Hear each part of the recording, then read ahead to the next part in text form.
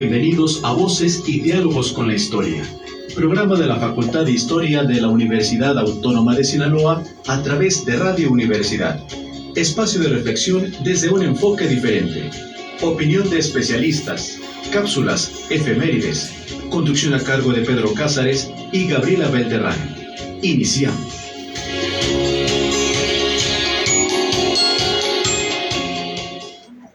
Muy buenas tardes, bienvenidos a una emisión más de su programa Voces y Diálogos con Historia, un programa de la Facultad de Historia para la UAS. Estamos transmitiendo desde Culiacán, Sinaloa, México, hoy martes 8 de octubre del 2022. Los invitamos, quédese con nosotros en esta media hora de contenido histórico. Les saluda su amigo Rafael Ayala y Viviana. Viviana, buenas tardes, ¿cómo estás? Muy buenas tardes, pues para invitarlos a que nos sigan escuchando por Radio UAS, por el 96.1 FM. Y para la ciudad de Los Mochis por 102.9 FM, también para que nos sigan por nuestro Facebook Live a través de la Facultad de Historia. Y pues para que vean ahí lo que subimos día con día, la información histórica y demás. Muchas gracias, Viviana. Tenemos como invitado al maestro Carlos García Velasco. Él es alumno y doctorante de la Historia de la Facultad de Historia de la Universidad Autónoma de Sinaloa, que hoy nos hablará sobre la muerte en la literatura mexicana. Maestro Carlos, buenas tardes. Buenas tardes, Rafael. Me da mucho gusto estar con ustedes. Agradecemos a la Facultad de Historia, a la directora María de los Ángeles García Murillo y al secretario académico de nuestra institución, el doctor Samuel Ojeda Gastelum, por esta oportunidad de venir a platicar con ustedes sobre un tema tan interesante. Muchas gracias, Carlos. Viviana, ¿qué noticia de la Facultad de Historia tenemos el día de hoy? Pues primero que nada tenemos un ciclo de cine de análisis histórico organizado por la Sociedad de Alumnos de manera semanal. De igual forma tendremos un ciclo de lectura permanente todos los viernes de 12 a 1 de la tarde. Se inaugura el seminario permanente del Cuerpo Académico de Historia de las Ideas e Instituciones e Imaginarios Históricos. Este es el segundo miércoles de cada mes. Y por supuesto también tenemos diferentes jornadas académicas universitarias y pues estas las pueden consultar a través de nuestra página de Facebook. Muchas gracias, Viviana, por acompañarnos. Maestro Carlos, la muerte para los mexicanos, la muerte para nosotros, muchos otros países dicen que nosotros miramos la muerte de diferentes ópticas, la miramos más cercana. Para empezar, maestro, ¿cómo se representa la muerte en la literatura mexicana? Muy bien, Rafa, pues quisiera yo platicar desde el punto de vista histórico para iniciar esta plática. Tenemos una historiografía sobre la muerte. La muerte ha sido estudiada a lo largo del tiempo y esta historiografía sobre la muerte es muy interesante. Tenemos, por ejemplo, el papel de Michel Bovell, que él realizó un trabajo sobre testamentos. Él analizó más de 1000 testamentos en el marco de la historia serial del siglo XX. Y de ahí llegas a algunas conclusiones, como cómo va cambiando esta forma de ver la muerte desde que es muy hacia la cristiandad a hacerlo desde un punto de vista laico, ¿no?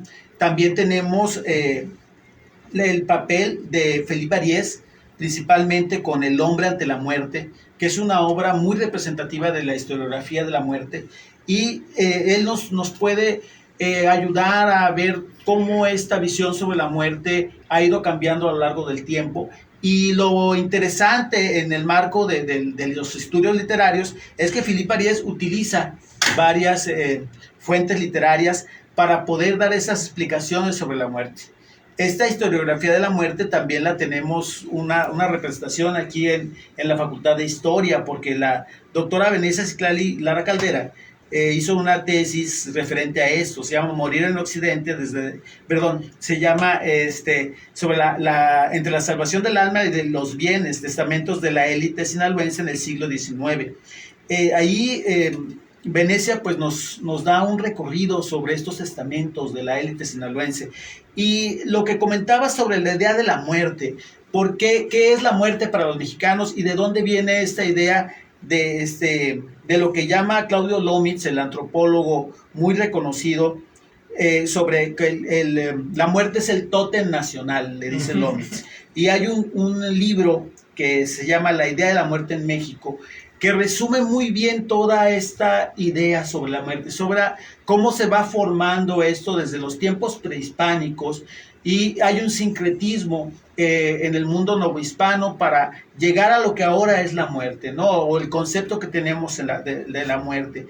Dice Lomitz que no es algo que tengamos precisamente como un legado nada más de los pueblos prehispánicos, sino que principalmente es una idea que se va construyendo a lo largo de la colonia, y en el siglo XX se consolida con diferentes representaciones sobre la muerte, y la literatura pues es una de ellas, ¿no? De hecho, pues desde el Chilam Balam observamos que ya se representa en este libro sagrado de los mayas la muerte, cuando dicen que el hombre creó, el Dios creó al hombre al darse cuenta de su maldad y dio la muerte de este. Quiere decir que para los mayas la muerte es una idea que Dios crea porque ve la maldad en los hombres, ¿no? Esa es para los mayas la idea de la muerte. También pues tenemos nuestro Premio Nobel de Literatura, Octavio Paz, que en El laberinto de la soledad pues hace una idea sobre lo que es el mexicano y cuáles son toda la idiosincrasia de nuestro pueblo, que también ayudó asimismo, ese mismo libro, curiosamente, a formar la idea que se tiene de los mexicanos. En nuestra propia idea y la idea de los mexicanos en el extranjero tiene que ver con esto. Entonces viene un sincretismo que se viene manejando, ¿no? O sea, porque en la actualidad, Carlos, para estas celebraciones, muchos extranjeros vienen a México a vivir la tradición del Día de la Muerte, ¿no? Sí, dice que Octavio Paz, que para el habitante de Nueva York, París o Londres, cito, la muerte es la palabra que jamás se pronuncia porque quema los labios. El mexicano, en cambio, la frecuenta, la burla, la acaricia, duerme con ella, la festeja, es uno de sus juguetes favoritos y su amor más permanente. Sin embargo, es algo muy curioso como la representación de la muerte, tanto en las expresiones culturales, se va creando poco a poco. Por ejemplo, ahorita tenemos un fenómeno muy curioso. Se hace un desfile de muertos en la Ciudad de México. Pero ese desfile de muertos se origina precisamente porque hay una película de James Bond, ¿sí donde aparece el desfile. Las primeras escenas, ¿no? Exacto. El desfile no existía antes de la película, sino que lo comienzan a organizar en la Ciudad de México a raíz de la película. Esto no quiere decir que no haya una tradición de culto a la muerte en México, sino quiere decir que así es como las tradiciones se comienzan a realizar. Se van construyendo. Dentro de 20 años o dentro de 50 años nos vamos a acordar, o los que estén se van a acordar, los que historien sobre la muerte se van a acordar cómo esa tradición mexicana que ahorita lleva varios años se construyó en base a una película de Hollywood, ¿no? Porque realmente dice Claudio Lomitz que lo que tenemos de la tradición sobre la muerte en México prehispánico es el culto del primero de noviembre, el culto a los niños, que no viene de la tradición europea, porque el Día de Todos Santos ya se celebraba en la Europa, viene de Francia, ese origen. Entonces ha habido pues una serie de cambios, ¿no? Incluso en el siglo XIX había mercados, el Día de Muertos, que todo eso se va consolidando en el México colonial, en México independiente después, ¿no? Es por eso que yo recomiendo mucho este libro de Claudio Lomitz si queremos saber sobre de dónde viene esta historiografía de la muerte, cómo se ha formado esta cultura de la muerte que tenemos. Y pues ese es un tema para mí muy apasionante que me gusta mucho platicar. Sí, nosotros observamos, por ejemplo, este Día de Muertos, el día primero, el día 2, cómo el mexicano tenemos una festividad de comprar flores, de comprar veladoras, de asistir a los panteones, de que se junta la familia, de que muchos panteones a lo largo del estado de Sinaloa la gente vela, se amanece conviviendo, riéndose, cantándose, y eso está representado precisamente en lo que usted lo menciona, maestro Carlos, en la literatura mexicana, ¿no? ¿En qué otros géneros literarios se observa la representación de la muerte, doctor? Realmente la muerte se representa en todos los géneros literarios. Ahorita que mencionaba sobre los panteones y cómo se vive en México, es curioso porque Francisco Gómez Flores hace un escrito en el Compendio Mazatlán Literario, precisamente es un escritor sinaloense. El Mazatlán Literario es un compendio de literatura sinaloense que se hace en el siglo XIX para la Exposición Internacional de París.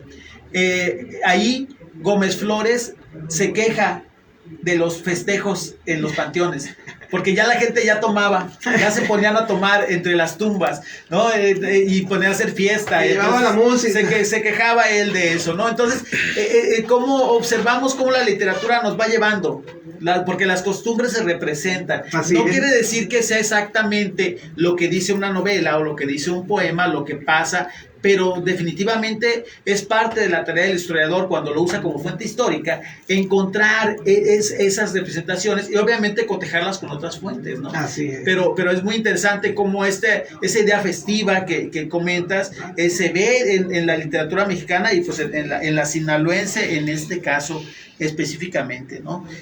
Como le decía, la literatura nos representa la muerte en todas sus expresiones, ¿no? Una de las expresiones que más se encuentra es en la llamada novela de revolución.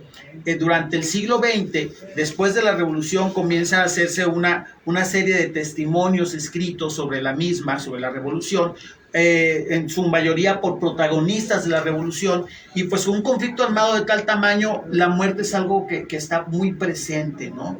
Entonces, creo que es conveniente platicar precisamente sobre esta representación de la muerte en la novela de la revolución. Y hablando de Sinaloa y lo que tiene que ver con esto, hay una novela de Martín Luis Guzmán, El águila de la serpiente, que él habla sobre Pancho Villa. Él fue un cercano a Pancho Villa, y específicamente habla de un sinaloense, de Rodolfo Fierro. Él le llamaba la bestia hermosa a Rodolfo Fierro, ¿no? Y es la representación de la muerte en la novela, porque hay varias anécdotas de la muerte alrededor de su figura. Por ejemplo, sabemos que Pascual Orozco, después de la muerte de Madero, es contrario a Pancho Villa. Primero Francisco Villa y Pascual Orozco estaban unidos, ¿no? Pero a partir de estos movimientos en la revolución se vuelven contrarios, y entonces Francisco Villa y su división del norte hacen cautivos, dice Guzmán, a 500 prisioneros, ¿no? 300 de ellos eran de los llamados colorados de Pascual Orozco. A los otros 200, que eran soldados federales, Villa les da dos opciones. Les dice, si quieren pueden unirse a mis filas, o si quieren pueden jurar que ya no van a levantar las armas contra nosotros y se pueden ir a su casa, porque saben que son soldados de leva. Sin embargo, a los orozquistas, a los colorados, los ven como traidores. Entonces, Villa le dice a Rodolfo Fierro que los fusile, o que los mate, ¿no? Entonces Rodolfo Fierro agarra y dice, bueno, vamos a hacerlo interesante. Los pone en un corral, y se pone él con sus pistolas y les dice, si brincan esa pared que está ahí a 40 metros, viven, y si no, pues los mato.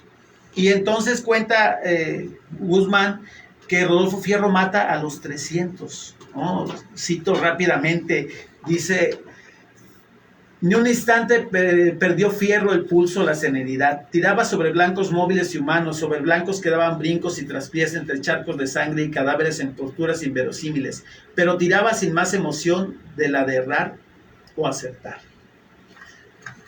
Pues muy bien, maestro Carlos, vamos a hacer un corte. La historia es la ventana del conocimiento del pasado. Regresamos después de un corte informativo.